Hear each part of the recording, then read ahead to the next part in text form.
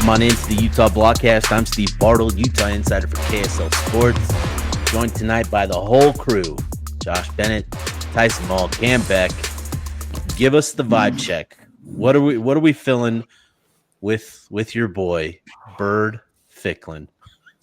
Whoo, buddy! I believe I called him Mother Ficklin Bird in our group chat. Feeling great. I think that the vibes are off the charts. I think that, with all due respect to others on the team and just last year in general, obviously they're not. There was a lot of factors that caused kind of the lack of production from Utah's QB room last year, but it's very fun and exciting to have him come in and show that type of production. It doesn't seem like Utah backup QBs often have that type of spark when they come in, or even really that Utah has a game plan for them, if I'm being honest. Utah, I kind of made a joke over the weekend as well that like Utah has kind of a backup QB problem on both sides of the ball, in the sense that they love to let backup QBs come in against them and just ball out, and they absolutely hate to let their backup QBs do that, to the extent that it's just like, I don't know if Whittingham knows about backup QBs. Or at least like it's not like on his list of things to I don't know, consider. I think vibes are off the chart on the offensive side. I think after last week, everything, like I said, saw everything we needed to see. Damp making amazing throws. So like seeing such a dynamic play from Bird coming in and playing the way he does, an absolute rocket arm. He runs so well, and has great balance running too. Not just that he's fast, he looks like a runner, and I think that it's making me very excited for really any opportunity for him to play. Frankly, right?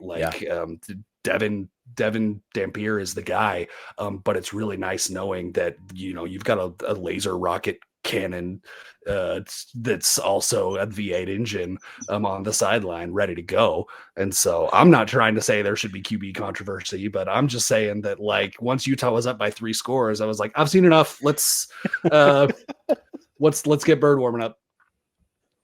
Holy moly, dude. Man, what is more impressive? His athleticism or his arm? It's you see great things from both. It's to me, I think it's the arm, and I think it's partially, again, I don't want this to be negative on Damp at all, because that's not what I'm trying to do. But his I would say like one weakness watching him play, and then even in the game, maybe it was a wet ball, but he leaves some balls short.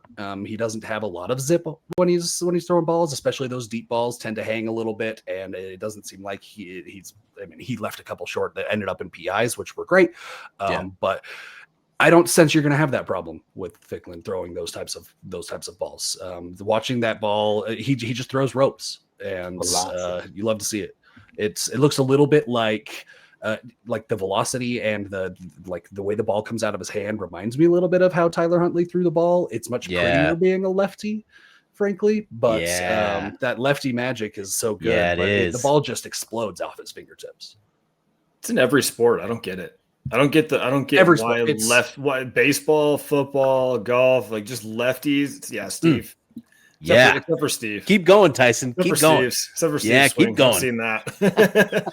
But no, the cool thing is, and I hope the outcome of the play didn't turn the coaching staff off to doing this, but Bird did come in for a package play in the third quarter.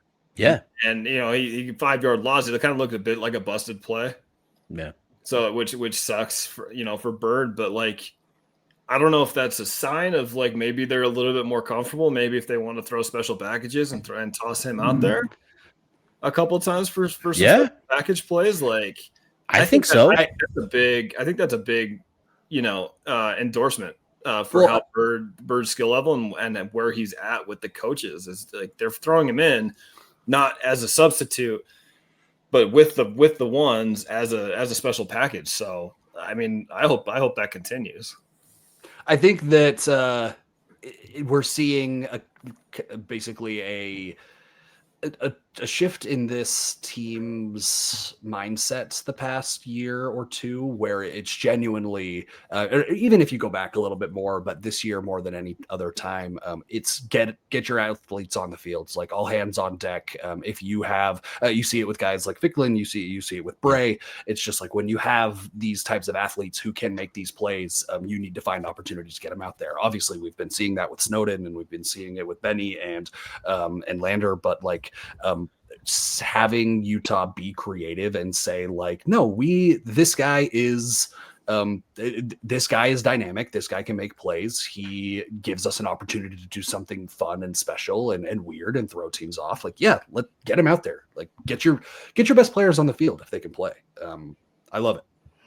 Yeah, and I think what's most impressive about Bird is it feels like, I don't know this for a fact, but it does feel like he's got not only a good grasp of the playbook, but it feels like he has that trust from the coaches to go out and continue to execute the offense and not just run left, run right. He's not out there to hand off the ball. He threw the ball 4 times, and was effective.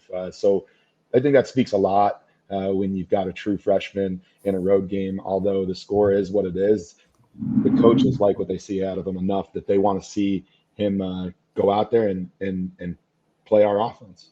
Well, and sorry, Steve. I was just going to say, if I'm not mistaken, I think he's 4 for 4 in terms of the drives that he's orchestrating have all ended up with scores. I think he's 4 for 4 in that sense. Every time he's been on the field, he's gotten points on the board for Utah. I think going back to maybe, he had the one against UCLA. They didn't get points there, but I think Cal Poly, he had the 2, and then the 2 against West Virginia, getting a field goal and a touchdown. Yeah, I still got him as the second best quarterback in the state of Utah. Ooh, spicy. Oh, I love it. Anyways, with Ficklin, 91 yards through the air, 2 touchdowns, 100 yards, 106 yards, and a touchdown. Wait, I had this backwards. 91 yards on the ground, 2 touchdowns, 106 yards through the air, 1 touchdown. Just electric. And you brought up, Cam, Bray. Man, that athleticism popped, dude. As soon as he took that handoff, you're just like, whoa, what is this? that was crazy. Yeah, it's like finding $100 bill in your pocket, right? Like, dude? Yeah, like having him come in game 5 and show us that. It's just like, oh, great, whoa, cool. Perfect timing too. It's like with some of the injuries we saw this week and stuff, seeing something like that, seeing him come out and play that well, it's a very nice thing. Kind of takes the edge off of the anxiety from some of the injuries from that game of just like, okay, we're not a fully net negative here. There are some positives, guys. The next man up is coming, and there's a lot of athleticism on this team. We just got to find opportunities for him. Yeah, I said this to multiple people. Like, as much as injured as the Utah secondary is right now, give Daniel Bray all of Smith Snowden's offensive reps. Whatever you're going to run for Snowden, just plug Bray in there instead. Can he play defense? Smith on defense. He won't get burned. Yeah, no. I wouldn't mind seeing Bray at safety if he can play both ways. Let's give it a shot. Do they bring Mekhi Bernard in for the week and spend time with Bray? Maybe show him the ropes of that transition. I don't know. Yeah, what to do, what not to do. The I play running back position at Utah is it's time to pass it on to. It's time to bring it back. And Kyle said in the presser, he's like, got to find out more ways to get him involved. Like, I think he kind of took everybody by surprise. Like, Bray isn't somebody that is an unknown to us. We know that he has this athleticism and stuff, but to see that on the field, that cutback was just like, it was a thing of beauty. The one that the Utah page posted, the slow-mo video for the week. I don't know if that defender, like, I don't know what he saw. Just he saw a guy in a white uniform in front of him, and then he was gone. Yeah. Dude. He just fell to his knees trying to make a tackle with a guy who wasn't even there anymore. That was crazy. And he just like the way he changes directions, like he's like his like head is like catching up with the rest of his like with his feet. It's like, dude, it was crazy watching that. I've It's that Bray sway. the brace way, dude. Hashtag it. Dude. And he brings a totally different skill set to that running back room. Yeah. We got the 1-2 punch with Wei Sean and Nakari, but Bray is like, he's got an explosiveness. He got another gear that those guys don't have. They're more those well-rounded backs that can kind of do it all. Bray is, I think of the 40-yard or so run from Wei Sean, like Bray has that speed to just get around the outside and see you later, Yeah. I'm with you there. I think that trio, Nakari, continuing to be the guy that, hits the inside and gets those 4, 5, 6 yards consistently. Wayshawn, he's kind of emerging as this big play threat, on the ground, through the air. He's kind of got this unique skill set that we haven't really seen. Somebody made the comparison. He's like Debo Samuel in terms of like body type, athleticism. I was like watching him yesterday. I couldn't unsee it. Yeah, like if he developed as a pass catcher, as a receiver, shoot, maybe. But in terms of just body type and movement, I see a lot of similarities there. But if you can get Bray more incorporated into this rushing attack with those two, that's the full complement of what you would want in a running back room, where you've got dynamic speed, you've got a guy that you can hand it off and trust for consistent yardage, and then you've got this kind of versatile do it all type of back, and I think that's setting up really well. And again, getting back to the bigger conversation, it's important for Utah to continue to throw the ball down the field to give this run game the breathing room it needs, because when they have breathing room, they have success. And what we've seen now is 500 yards roughly in most of these games, and I think that's not something that we should take for granted. So all right, let's get to our next segment, what we think, what we know. I think we'll have some questions here about some position groups, some units here. So let's start with, and I want to kind of frame this correctly. So based on our preseason expectations, what we thought of these groups, just how we feel about these units, now with 5 games of what we've seen from them. So to start, let's start with the defensive front 7, just from where we were coming into the season to where we are now. Do we feel better? Do we feel worse about how this group has performed? I had high expectations for them. So I mean, I think I would say just beneath meeting my expectations, at least. Again, I had pretty high ones. I think there's still room for improvement, especially with John O'Hall. He shows there's just insane flashes sometimes, and then there's times where you kind of look and like, what are you doing, dude? Yeah. So I think there's improvements to be made there. And the great thing is they're all mental ones, which can be fixed, much easier than just, getting overpowered or, not being fast enough. So happy with that, but not really surprised. I know a lot of us knew about him, but John Henry Daly has been just insane. I'd say coming out of nowhere for people who aren't necessarily like super plugged into the program. And it's tough to talk about the D tackles without talking about how just, beat up and dinged up they've been. And I think they've done a fantastic job of rotating through guys and, next guy up, stepping in, not necessarily like blowing the doors off of us, but like, they're not, they're not showing up as a minus on the field. Yeah. Like they're doing at least enough that it's a net push at worst, which has been fantastic, I think. And Lander's Lander. I mean, he's having a great year. We know that. That the play he had I can't remember the end result of it, but seeing the running back take the play fake and then start blocking and then immediately just shot downfield right, through the A gap and came untouched. Oh, yeah. Like, those are the types of plays that you expect, a player like Lander Barton to make, and he's been making them. So, I mean, meets expectations for him, and those expectations are really high. So overall, I think it's been amazing how the front seven's done. Love that. And yeah, I think, with the defensive front seven, right? I sort of anticipated Logan Fano emerging as the big sack guy, but John Henry Daly surprising us all with what he's doing so far, 6.5 sacks.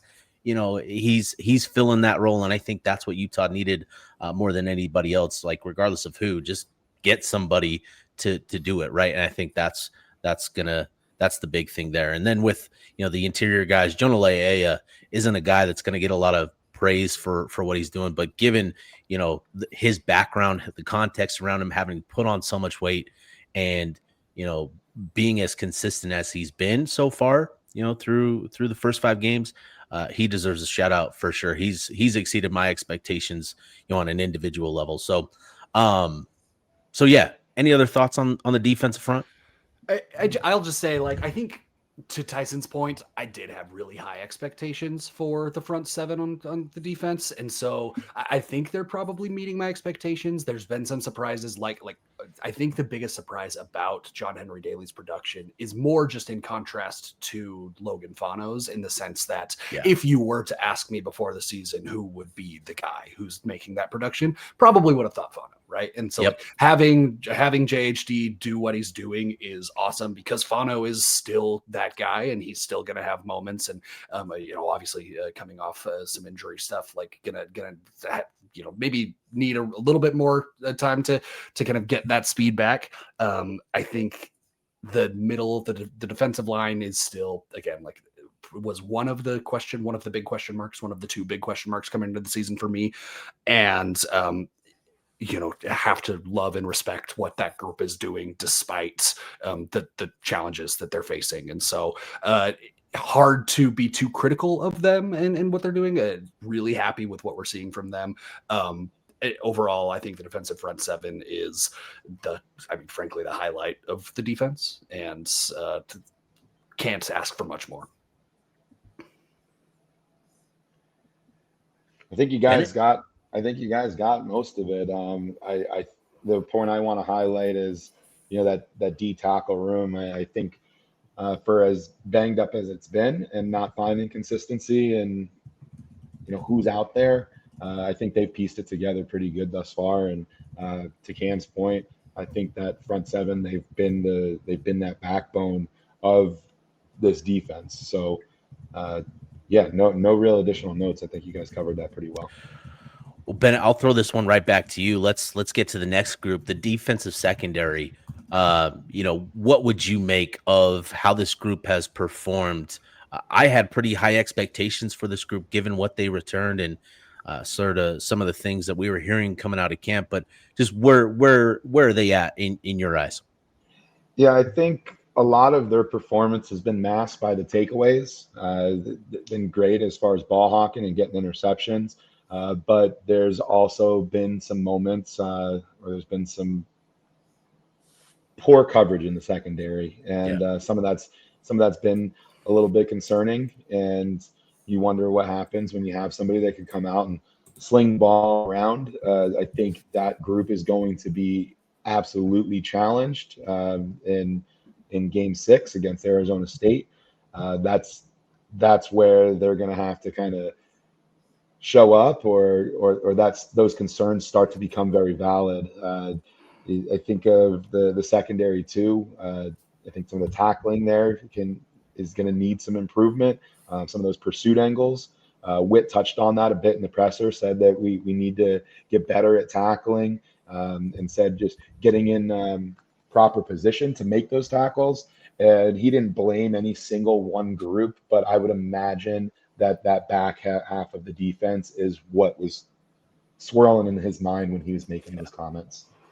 I think that, in my opinion, when I referenced one of the question marks as being the defensive lineman, the bigger one for me was the defensive back group. I think that overall, frankly, I've been pretty disappointed with their play. I think that that's a foundational group for Utah football defense Yeah. and what Morgan Scalley wants to do, and to see them losing guys in coverage, letting guys letting guys get past them into the defensive secondary, even when Utah's had to play some zone over the top of coverages, which they don't always love to do. Not really even staying in position there on some plays. Some of it's due to injury. Bennett, you're exactly right. Like the ball hawking has been great, and hard to discount that portion because you got to take the good with the bad there. I am worried with the injuries. Wondering what's going to happen with Benny, obviously with Nate, and how deep that group is. And it really makes me wonder. In the NIL era, it's obviously hard to keep guys, and you can't have rosters the way you used to. And the question I can't really get out of my mind is, can Utah really expect to have the loaded defensive back groups that we are familiar with and that we're so used to in this new NIL era? Or is that just something that, is not going to be as common anymore? I mean, I think all the time about these, the great defenses of Utah football history, right? Like 2004, 2008 to 2019. Those groups were stacked. They were at least, all four guys on the field were great, and often like you'd have three, sometimes four of those guys who had a cup of coffee in the NFL. I don't sense that from this group, and so it makes me wonder: is that a product of a bygone era for Utah football that they've got to find a way to work around? That's a great question, and I think we're learning in real time, like what this could potentially look like, for the future, and how we sort of need to adjust our expectations with that group, or with how Utah goes about their roster construction. Because again, you're going from recruiting where you weren't limited in terms of there being a cap. Now there's a cap in place that limits how much talent you can bring into your program, right? And I think we're learning in real time how much Utah was overachieving in some respects, right? With the resources available to the program compared to others, across the country. You're realizing how much Utah coaches, their track record, the production in terms of development and all of that, how much that actually meant. Like we're realizing that in real time. And I think it's going to be something where Utah has to, obviously learn how to manage that and budget. I think we're seeing where they've prioritized a lot of their resources going. It's a lot of it right now is in the trenches on the offensive line specifically. And I think that's certainly, smart this season with the guys that you have, in that unit. But I think it'll be really interesting to see how this sort of evolves over the next couple of years. It's so early in this new era, but we're seeing changes. And I think there are still talented players in that room.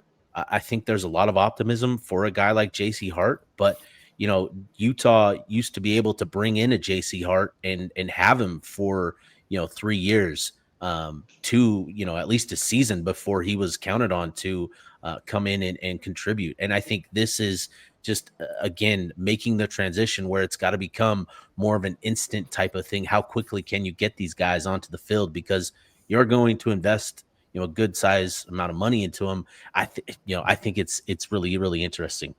Yeah, I think that the Utah's biggest pitch to defensive backs before this era, this NIL era, right, was essentially, we are going to develop you to get paid at the next level. We have the skills to do that.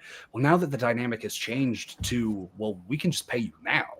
Yeah. It's interesting how development is not for good reason, frankly, not as much of a priority, and something that Utah can't, stand on and lean on as a recruiting tool as often. And as much as you hate to see it, like at the end of the day, dollars and cents are probably going to largely determine how much you can fill out and how deep that defensive backfield can be, particularly because they're some of the most expensive guys in the portal when you're looking. It's a premium position. Yep. That's what I wanted to add as my 2 cents to this is, I mean, it's quarterbacks, edge rushers, and secondary. Those are like the guys that you pay at a premium. There's other positions that get, that are sought after. Utah's going to have to do what they've always been good at to succeed and have a great secondary going forward as we get deeper into this NIL era.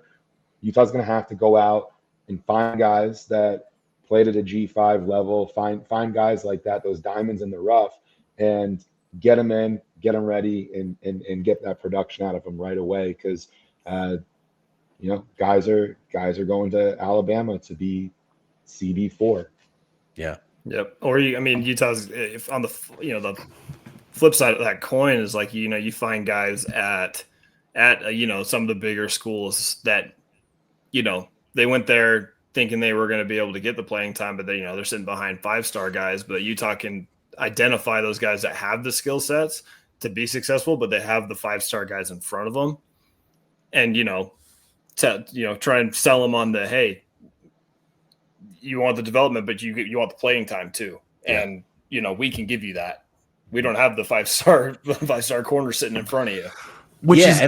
I think what we've seen just this last spring portal window speaks to both of your points. Is Utah took a kid from a lower level at Furman and Jalen Moson who had really impressive credentials as a true freshman in the SoCon Conference and came with a good amount of playing time. He was, I think, on the all freshman team as a cornerback.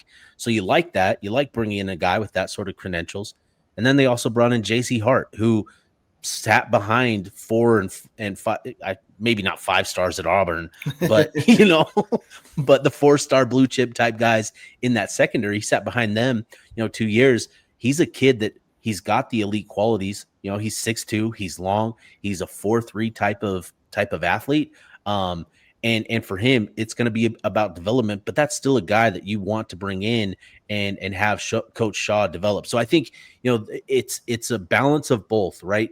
There's not one cookie cutter way to do this. And that's going to be the key is Utah has to be flexible with how they go about, their recruitment at this position specifically. And it's going to bite Utah in the butt sometimes. I mean, like, just to get that out of the way now. It bites everybody in the butt, right? In the butt. Yeah. Like you can't expect a guy just because he came from a higher level or because he produced at a lower level to come in and be the guy. Like sometimes it just doesn't work out. So, that's the gamble you got to take. That's college football now. Yep. I agree. All right. Last one in terms of expectations preseason and what we've sort of learned through 5 games. I'm going to throw this one out to you guys. Jason Beck, Morgan Scalley, what are your thoughts? Meeting every expectation I had for him. I think Beck's doing incredible. Morgan's doing what he can with what he's got, frankly. Yeah. I think that's fair. I think Beck brings a unique offense, a creative offense, a more fun offense, less predictable offense, and really like the adjustments we saw from Texas Tech to West Virginia, and very interested in how that looks going forward. But to this point, I think Beck's been everything that Utah needs. Scalley, like to see him get that secondary going. Interested to see what he's going to be able to do with a thin safety room. If Nate Ritchie does need to miss significant time, you've got Nate Tillman that needs to step in. He's young. It'll be interesting to see what he's able to do with that safety room. So while Scalley's been Scalley thus far, I think a lot of that's going to come out as we get into these next games, and honestly going to learn a lot about Scalley and his defense this year against Arizona State. Levitt and Tyson, they were playing catch. They were playing catch against TCU. Sorry. Yeah, I don't think that's an if on Nate Ritchie. I know you guys were at the game. I don't know if they replayed it. That was one of the more gruesome injuries I think I've seen. Yeah, he walked right by us on the field, and it didn't look great. No, yeah, I mean, it didn't look great, and then just his demeanor, I just feel bad for the guy. Yeah, you could, but like Nate Tillman, like he had his freshman moments, I think last night, but he had the moments where you see it, you see that sort of factor, that athleticism and the playmaking ability he's got. So, playing the rest of the game, I think is going to be really good for him. I hate saying I'm glad to see an injury happen. Like, obviously I'm not. But if it had to happen, second play of the game and getting Nate Tillman an entire game and then a bye week before going into a game like Arizona State is better than Nate Ritchie doing it like, first play of the game against Arizona State or at the end of the game. And, Tillman not really getting the game experience before that. So I guess silver linings. I hate to say that. Sorry, Nate. Yeah. Ritchie, not Tillman. I'm happy for Tillman. But to your point, nuance, right? Like no injury is good, even if it's an opposing player, right? But it's just like, you've got to be able to take whatever good there is from this. And I think that's for fair. Sure. Like Tillman getting some reps, having the whole bye week to work through this, that injury happening in the first or the second play of the Arizona State game versus West Virginia would be devastating. Right. And not that it's not devastating, obviously, for Nate or for the team long term, but would have so much more impact than getting Tillman those reps. Amen. Yeah. No, that's a great point. And, to your point about Tillman, there were some good things. I think he's definitely more comfortable getting downhill, seeing what's in front of him. Obviously, there's some learning. And with freshmen, there's just you've got to acclimate into those game situations, into the game environment, right? Like this is a totally new world, and you're suddenly dealing with things that you didn't necessarily have to deal with, in high school in terms of the athletes that you're competing against. And there's a lot of pressure. And I think for him to make that mistake that he did, it sucked that he wasn't able to make the play, but he'll have the opportunity now to learn from that.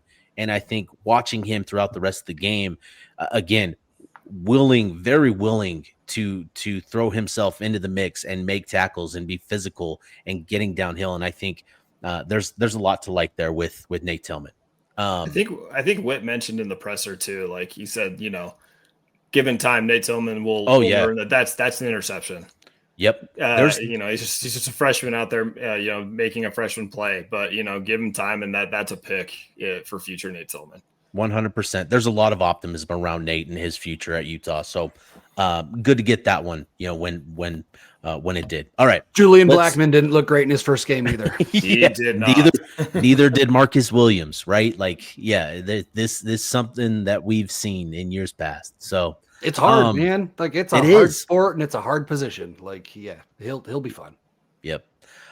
Let's finish this one up. Taking a look at the Big 12, just kind of running through how we tier the Big 12 picture here. So I think I assume that we're all of the same mindset here, in terms of the Big 12 picture and how it looks after week 5. We've got Texas Tech, Arizona State, tier 1. That fair? They're in a tier on their own, I think. I think I still put Texas Tech by themselves. Yeah. Okay, Texas Tech on their own. Okay. I think tier 2 is kind of a mess, and that's I've got Arizona State in there, I've got Utah in there, I've got BYU in there, TCU in there, Iowa State. Iowa State is the one I would say is maybe my next tier. Yeah. I think that but otherwise I think that I'm not quite ready to put Arizona State there. Like they look, that's fair. They look pretty good on Friday. But I mean, like if they played TCU 10 more times, or 9 more times, they go 5-5, right? Like I swear Josh Hoover forgot how to quarterback. Like the Monstars got to him after the third quarter and sapped his talent, dude. Like, I don't know what happened. The first 3 quarters, he looked great. And then was like, what am I doing out here with the ball in my hand? Like, just looked Like he was completely lost. Like he didn't belong on that field. Anyways, so Weird very things disappointed happen in Josh the desert, Hooper. man. Weird things happen in the desert. You ain't kidding, man. You ain't kidding. All right, so we'll go Texas Tech, Iowa State in tier 1. Combination Arizona State, TCU, Utah, BYU. Who else? I think I'm not. I mean, I want to put still not Kansas sold in the on bottom Baylor. of tier 2, but maybe I'm not tier either. 3. Yeah, Baylor I think looks okay. Dave Aranda's. I just don't think it's gonna work there long term. Yeah. Man, how many tiers are there? What's the worst one? Where's the bottom one? The Oklahoma State. Oklahoma State. by Yeah. Where themselves. but is that like how far? Like, I mean, we are. It's- If Oklahoma State's in tier 7, is there anyone in 5 and 6? Is what I'm saying. Or is we it went like empty 5, empty 6, Oklahoma State in 7. We could do that. We went 5 tiers last week with Oklahoma State at the bottom by itself, and we had the other 15 teams in the other 4 tiers. But I'm just not sure Texas Tech, it provides the proper context to have even teams in the tier above them. I think there needs to be enough. That's a there. great point. Like it's like tier 1 is what we've talked about, tier 2, tier 3, and then tier 4 is like 10,000 pounds of crap, and then Oklahoma State is in tier 5. If we're moving, I think into that's fair. If we're moving into tier 3, like Houston, Kansas. Cincinnati, Baylor, Kansas. Yeah. UCF. I'd put UCF in there. Houston They looks just better than I lost to expected. Kansas State. Pretty bad too, if I remember right. Well, that's true. Yeah, you're right. Yeah, Houston does look good. Obviously they had to come from behind against Oregon State, but on the road in Corvallis, who among us, right? Who among us? Exactly. Who? No, Ever been let he who has not shit the bed in Corvallis cast the first stone. Yeah, Sorry for the if swears. Houston would have handled business and like thumped Oregon State, then they're probably in that tier 2 conversation at this point. Yeah. But yeah, We'll see where they're at this week. Yeah.